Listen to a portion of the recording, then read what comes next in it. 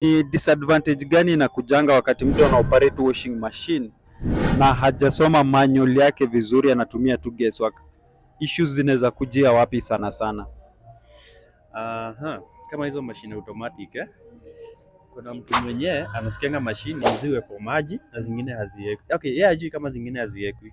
So the moment maybe amepata maji iko na low pressure na anataka afue haraka, anatakanga afungue. Kuna hii sasa the soap dispenser inakuanga hapa. Anataka afungue aeke maji. But kitu ha realize ni hii kitu nyuma yake ndio the heart of the machine. This is the motherboard. No, this is the main motherboard. Na still hapa ndani na hii yenye una control na unafinya finya. This is what we call the display motherboard. So hii display haiko laminated kama hii. Hii main ukiangalia kuna venye imewekwa silicone, haiwezi ingiza maji.